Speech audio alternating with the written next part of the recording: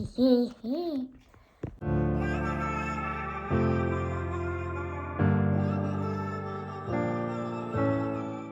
guys, my name is Polly and welcome to the video about my 3 years without YouTube. I'm still filming with my phone because I still don't have my camera, I'm waiting for it, and also I'm waiting for that round lamp to hold everything, and there are some noises in the window. Sometimes the focus will be like this, and also sometimes I will get distracted.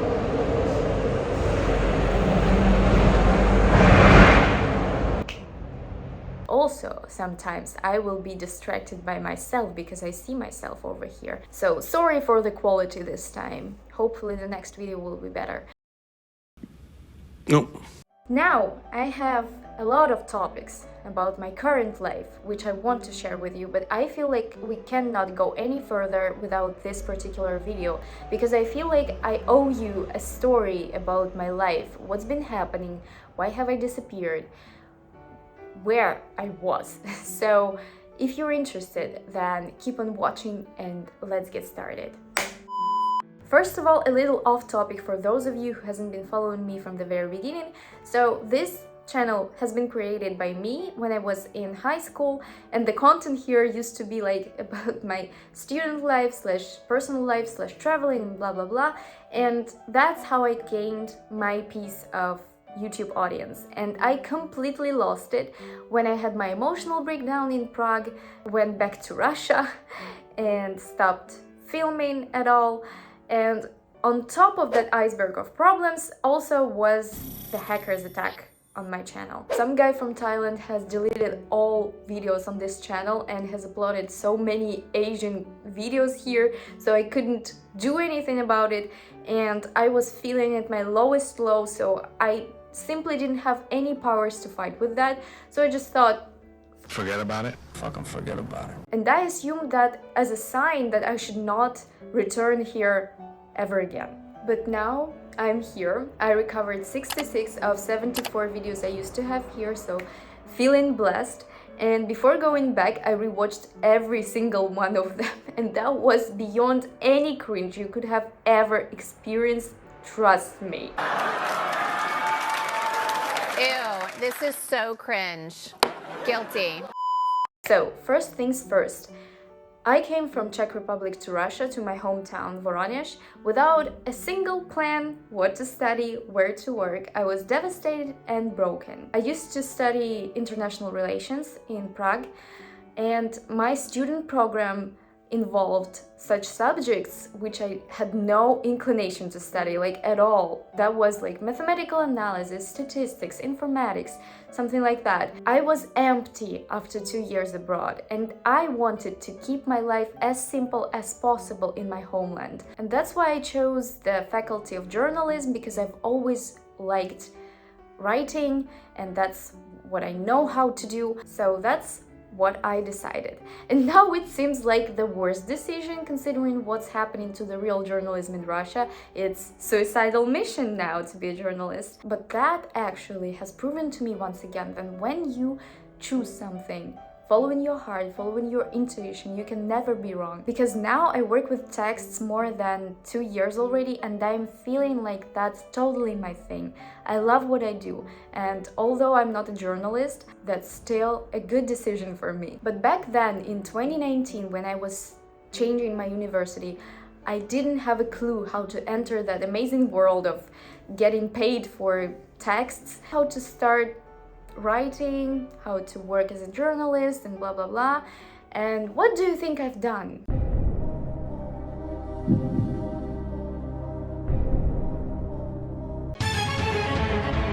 Yes, I started making eyebrows as a brow artist. That was something I was always passionate about, because since I was 12 I realized that I have very fair eyebrows, so I hated it. The first person who introduced me to the coloring of eyebrows was my mom, and since then I was obsessed with this thing. So I'm really painting my eyebrows since I was like 12 or so. So in 2019 I thought maybe I should bring my skills to the professional level and to be a professional brow artist. That's what I did. I took a course on coloring and long-term styling. That's how it looks like if you don't know. yeah, that's what I do. And I started working for myself. I was expressing myself. I had a lot of clients, I made a lot of friends, I got money from it, and that seemed for me as a perfect occupation. And I started feeling like I'm finally getting back on track. Moreover, that was that particular time when I learned that the love of my life, my future husband, also has a crush on me. We actually met each other in high school, and I instantly had a crush on him, but nothing serious. And after high school, we were in contact. I was in Prague, he was in Berlin, and we visited each other. So we were in touch, but we were only friends, but like nothing romantic at all. I thought he doesn't have any feelings for me. He finally said that he likes me, and I was like very surprised but very happy. And we decided that we will travel to each other and have like maintain a distant relationship, so we became a couple, let's say it like that. And we decided that I will travel to Berlin, he will travel to Voronezh, and we will maintain that relationship like that. I was finally feeling good, that's why I decided to go to Prague to see my old friends, also to go to Berlin to see Anton. I bought tickets, I booked hotels, I bought everything what I need for traveling. And as you remember, the beginning of 2020 was the beginning of COVID-19. Virus, coronavirus, lávense las manos, háganlo seguido. Coronavirus, So yes, everything was ruined. I lost a lot of money on hotels and tickets, and also for the first time in my life I started regretting that I quit Prague. I felt like I'm nothing, like I am doing something very wrong, that all my decisions are wrong and I'm not following my dreams and blah blah blah. So I had another emotional breakdown. Just imagine, I was in Sheremetyevo airport waiting for the flight to Germany. I was hoping to see the guy I was crushing on like for a couple of years, okay? And at that moment when I'm ready to go to the gates, Germany is closed, flight is cancelled, and I was feeling like I'm cursed, like this is a totally a sign that this person is not for me. Why I'm talking about it? It's because don't assume every single sign of the universe as a sign that this is no for you. That might be not no. So I was feeling low, and as every basic bitch who's feeling low, I cut my hair. I'm still trying to like grow my hair back, and this is unsuccessful still. It's been like more than 2 years already. And seriously, girls, please stop cutting your hair while having emotional breakdown. It's not worth it, it's a mistake, don't do this. That's clear? That's clear. And another appearance transformation which I got is losing weight because of stress. Those of you who watched my videos when I was in Prague, you remember that I weighed 56 kilograms. In 2020, my weight was 40. I'm still weighing 40, like maximum 43 kilograms, but now it's mostly because I'm maintaining it and also because I have some problems with my health, and I will say a bit more about it later. But back then, that was an extreme loss of weight. I simply lost the appetite, I lost the taste of food, I didn't like anything, I was not feeling anything. That was a pure depression as you describe it. And by the way, if you want to know how to eat healthy and tasty, let me know in the comments, because my diet includes so many restrictions that I know how to cook tasty and healthy. But as you know, there's no bad without good. So I got a dog. The COVID-19 was the perfect time to get a dog. I got German Spitz almost for free from a friend. And he's super adorable. His name is Boris. I named him after Boris Johnson, Boris Yeltsin, or Boris Nemtsov, underline whatever applicable. We've been through so many things because he's not perfect in terms of behavior. I even had a specialist to correct his behavior. And actually that was the time when I was thinking to get back to YouTube with this kind of content, but still I wasn't prepared, so I decided no. Now he's living with my parents. I'm very sad about it because I'm still not sure about my future. I even don't know where I will be in a couple of months, and this sucks, to be honest. And now back to the summer 2020, when I was lonely, depressed, and craving intellectual work. And I don't know, maybe it was some kind of fate, but once upon a time, my old friend from school came to me to make eyebrows, and she was looking for a copywriter for her brand. She asked me if I want to try myself in that. So she offered and I agreed. And that's how my career as copywriter started. That brand has given me such a priceless experience and helped me to find other cool occupations, like in terms of copywriting. And I am forever thankful because my CV became really worthful after it. So my life was improving. Anton made it to Russia in the end of summer and we discussed everything. Then, skipping a couple of months, he asked me if I want to go to Germany with him. And that was a super important step for us because at that period of time, I was only able to visit Germany if I got a special invitation, like official invitation from Anton. So it is a super official procedure, and that meant that we have to open a very serious, a grown-up chapter of our relationship. In that chapter, I let him into my super private area, like my finances, my family, my emotional state of mind and everything. And he did the same for me, and he made that special invitation, and I really got the visa. I was really surprised because after so many years of bullshit happening like constantly, I was not sure that I will get the visa and that everything will be nice. And the first half of 2021 was really good. I really enjoyed it, even though traveling to Berlin and back to Voronezh was super tiring and very hard. But in September 2021, I had to renew my visa and I got a deny. First in my life. I was really surprised because everything was like identical to the first time and somehow I got a deny. That's why I wrote an appeal and I was waiting for 4 months to get the answer, and the answer was no. Just to make you understand, all these 4 months I haven't seen Anton at all because he was in Germany and he couldn't make it to Russia. When I got the no for my appeal, I applied again for another visa and I got another deny, and that just smashed me because at that moment I had 2 jobs and I had to handle everything. Like I had to think about my work, how to be productive, how to have different nice ideas for copywriting and stuff like that.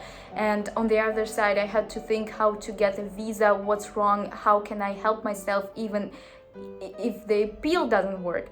So I had to wait when Anton would come to Russia for winter holidays and to make up something together. Anton was supporting me and calming me down because I was constantly crying since my first deny. I couldn't just bear everything. So after several weeks of brainstorming, we finally came out with idea when to apply, who to apply to, and which kind of visa to apply for. And I finally got it. After such hard work, I was feeling like, wow, okay, we've done it. And that was the time when we started talking about marriage, because we stopped feeling like simple girlfriend and boyfriend. We wanted to become a family and to become something more. And that was even before February 24. After war in Ukraine started, there were no doubts left, because after that emotional crisis which we survived, we understood that we need to be a family. We are a family already. We just have to make it official. I came to Berlin on February 23, and on the other day, Anton woke me up with the words, Russia invaded Ukraine, there's war. And I still remember how I was frozen. I was constantly calling my parents. I was so, I was frozen. That was just, what the fuck? Everything was so okay finally. And now it felt like the end of the world. We immediately started helping here at the main railway station, like helping refugees. And obviously we've heard so many stories from eyewitnesses of that horror and terror which Russia created in Ukraine. I have so many friends from Ukraine whose parents are still there, and I just know what's happening there. So that's why I had to include this part in this video, because this is a huge part of my life now. And of course, I need to spread information about that. And I am constantly afraid for my friends and their families. So of course, I am supporting them and I am against the war. I stand with Ukraine. Also, because of the stress which I am surviving now, I have problems with my organs and everything. So stress basically burned me from inside. That's why I'm on a special diet. That's why my weight is 40 kilograms, and now I am on a constant medical support, and I'm trying to overcome it. And just to end this video on a nice note, I want to share some pics and some like a little story from our trip to Denmark, because it was it was super nice. I really enjoyed it. It was the best moment of the year 2022, without fear, without anxiety, just the two of us on the Love Island in Denmark, having fun and having our marriage and sharing our love. And we finally felt like family there, and ever since then. So I'm really happy that we're together and that I'm going through these dark times with the person I truly love and who truly loves me and supports me. I can't describe it in words, but my face, I think, says it all. And to be honest, I'm feeling so bipolar now, because on the one hand, I am happy, I am safe, and I am with the man I love. But on the other hand, I don't have home anymore. Like, when I flew away from my parents and my life, I was expecting that I will visit Anton for a couple of weeks and go back. I took with me only a couple of t-shirts, to be honest, and that's it. And now I'm living here more than 3 months now, and that's just blowing my mind. And that's why I want to return to YouTube, because it feels like home for me, because that's something I know how to do. I like the process, and that relaxes me, that makes me calm. So thanks for watching this video. Thanks for your support, for your likes and comments. Please let me know if you like this video or no, and see you next time in my next video.